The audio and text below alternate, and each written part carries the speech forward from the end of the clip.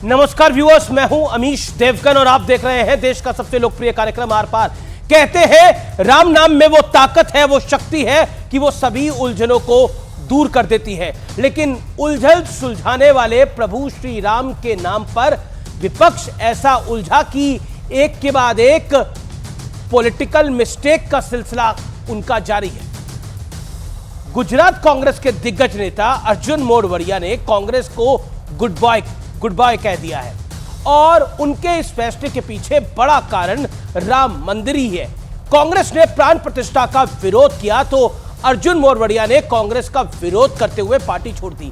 लेकिन शायद विपक्ष के बड़े बड़े झटकों के बाद भी संभलने के मूड में नहीं लग रहा है। विपक्षी गठबंधन के बड़े नेता ए राजा ने फिर से प्रभु श्री राम मंदिर पर सवाल उठाते हुए कहा है कि हम जय श्री राम का नारा स्वीकार नहीं करते हैं। ये इंडिया अलायंस है, कांग्रेस वाला अलायंस है, समाजवादी पार्टी वाला अलायंस है, आम आदमी पार्टी वाला अलायंस है।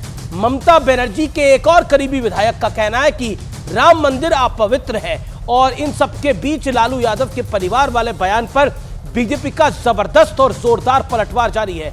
तो आज इन तमाम मुद्दों पर होगी देश की सबसे बड़ी पॉलिटिकल बहस। परिवार पर तो पहले ही बवाल था, लेकिन अब हमारे आपके प्रभु श्री राम पर भी विपक्षी दल सवाल पूछ रहे हैं। आज इसी पर होगी देश की सबसे बड़ी पॉलिटिकल डिबेट आर पार।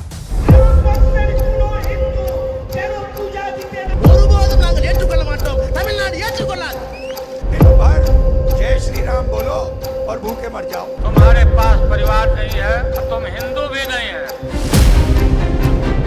ये चार ऐसे चेहरे हैं जिनके बयान ने सियासी तूफान मचा दिया है। রাম মন্দির তৈরি হয়েছে, আমি মনে করি অপবিত্র এই রাম মন্দিরেতে ভারতবর্ষের কোনো হিন্দু যেন পূজা দিতে না যায়। ওটা একটা শপিস তৈরি হয়েছে, ওটা শুধু একটা শপিস তৈরি হয়েছে। प्रचार के बावजूद सर आप भी सुनिए गौर से, पहले दिन 5 लाख लोग पहुंचे वहां पे और अभी तो 1000-2000 लोग जा रहे हैं वहां पे, क्योंकि शंकराचार्य जहां नहीं पहुंचे, मंदिर पूरा नहीं है, उस पर आप अपनी पब्लिसिटी के लिए इतना ड्रामा कर दिया आपने वहां पे। इस बीच सनातन को कोसने वाले ए राजा ने बंटवारे वाली सोच दिखाने के साथ ही राम के नाम पर भी वार किया। ஆனால் நீ சொல்லுகிற கடவுள் இந்த கடவுள் என்றால், இதுதான் ஜெய் ஸ்ரீராம் என்றால், இதுதான் பாரத மாதாக்கு ஜி என்றால், அந்த ஜெய் ஸ்ரீராமனையும் பாரத மாதாவையும் ஒருபோதும் நாங்கள் ஏற்றுக்கொள்ள மாட்டோம், தமிழ்நாடு ஏற்றுக்கொள்ளாது। डीएमके का मतलब डिविसिव माइंडसेट ऑफ खानदान बन चुका है। पर राहुल गांधी जी, आपने ना उस समय कुछ बोला ना आज आप कुछ बोल रहे हैं। इसका मतलब ये जो डिवाइडिंग माइंडसेट ऑफ खानदान है, इसके साथ आप खड़े हैं। उनका बुद्धि भ्रष्ट है, उनको राम पच नहीं रहा है, उसको आदमी में भी नहीं गिनना चाहिए।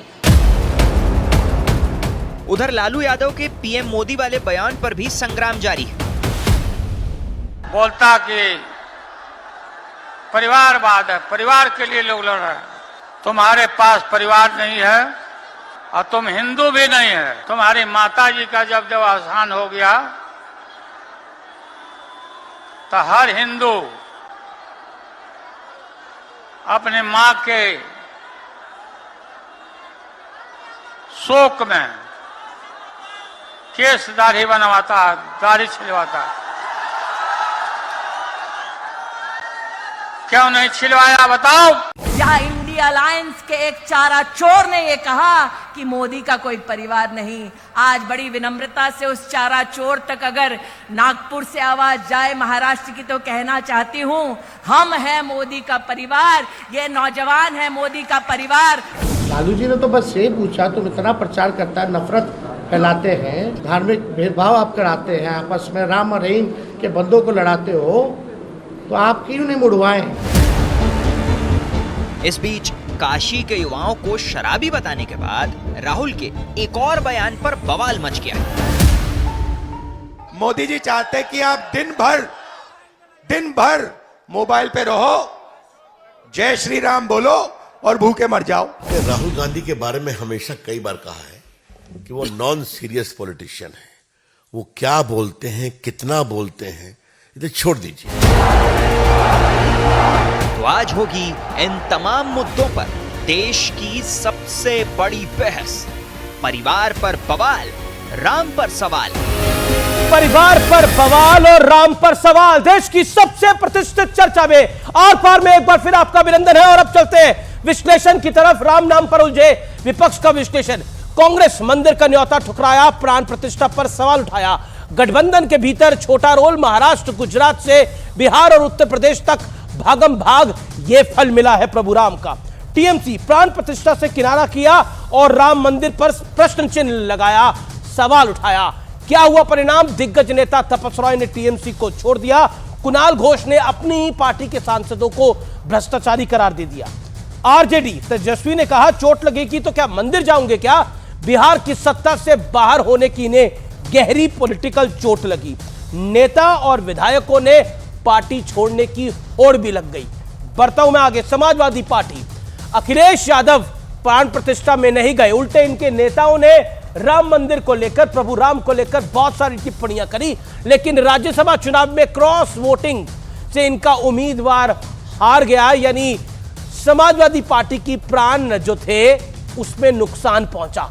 और तो और कई नेताओं ने, विधायकों ने पार्टी को छोड़ दिया। जयंत चौधरी भी साथ छोड़ के चले गए।